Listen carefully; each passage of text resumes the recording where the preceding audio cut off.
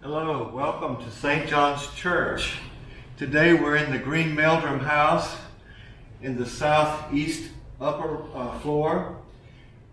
It's a beautiful home with many treasures and artifacts. We're very lucky to have this home as a part of our church here at St. John's. When you look around this room, you might think it's an ordinary room and why might we be here today? But then I want to draw your attention to one piece of furniture here that's very special and maybe not so usual. So if you would just look over here a minute, it looks like maybe what could be a desk.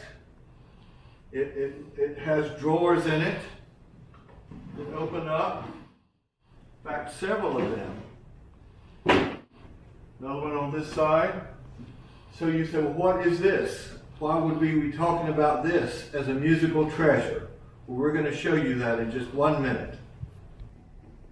Okay, we're back at this piece of beautiful furniture. Looks like it could have come out of the shop just yesterday. Hardly a scratch on it. Beautiful.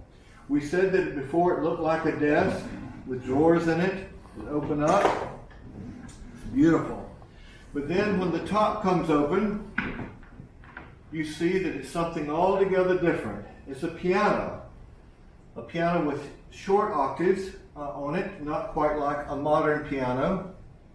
This piano, called a table spinet, was made in 1823 by a builder in Boston of last name Babcock. He was important because he studied with the first person that built pianos in New England. So this would be the second piano builder for the state of New England at that time. So I want to play for you something on this wonderful instrument. Don't be surprised if you find the sound disagreeable.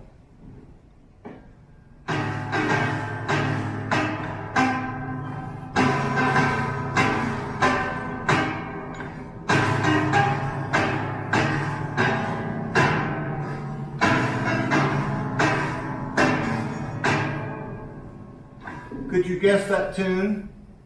If you did, it's because you recognize the rhythm and not certainly the melody, because that was sort of missing in this rendition of Happy Birthday. And let's take a look inside of this piano. We might as well look inside of it. It looks very much like a modern piano when you open it up. I can take the top completely off. It has strings, steel strings, maybe just like a modern piano, but on this instance, they're wound differently. And this was the early part of steel string making. And of course, you can see some of them are missing. And of course, we don't even know when it was the last time this has been tuned at all. The soundboard and the bridge and all is made out of wood. What made this piano builder famous is that later he added metal to the soundboard and to the pen block to make pianos more stable, like maybe a modern day piano. But the beauty of this piano, even in its poor sound quality, is a treasure of St. John's because it represents how early pianos sounded.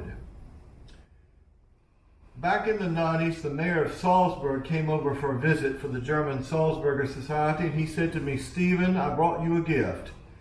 And when I opened this gift, it was a small cassette tape. It was of various instruments and music from the state of Germany.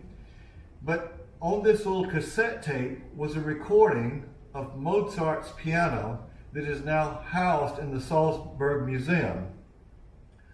Well, when I heard this recording, I thought, well, how very different that sound is as to how we perceive Mozart or Beethoven or Haydn to sound to our modern day ears on a modern day piano.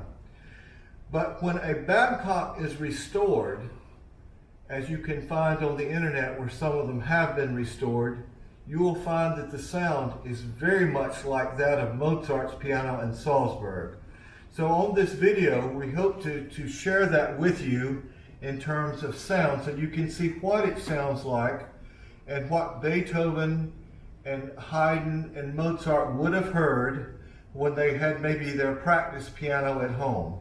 But anyway, it's a wonderful treasure. We wanted just to bring your attention to it, and hopefully sometime soon somebody may want to wish to restore it and bring it back to its former glory.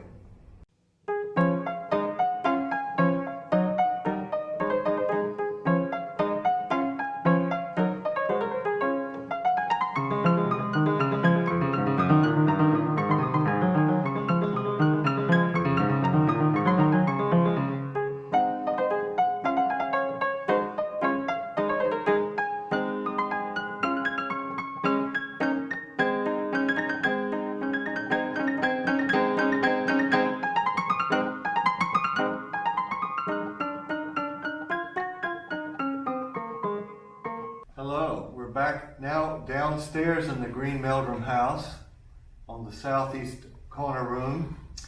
And again, it's a beautiful house where we have receptions here on Sunday, and it just leaves such a great impression on those who are able to worship with us here at St. John's. We've had many recitals in this room, in this place, and we have another treasure down here that we wanted to bring to your attention. Again, it made this look like a table on the outset of it, but it was another table grand, being like a baby grand that you might think of. I'm going to open this up, made out of beautiful rosewood. This piano was made in 1860, and again, it needs loving restoration. It's not used currently. But it, of course, is a wonderful piece of furniture and just timely for this house to have. So, again, I just wanted to share this with you and just play a little bit on it. It's not quite as out of tune as the piano that we heard upstairs, but again, we'll hear the famous Happy Birthday.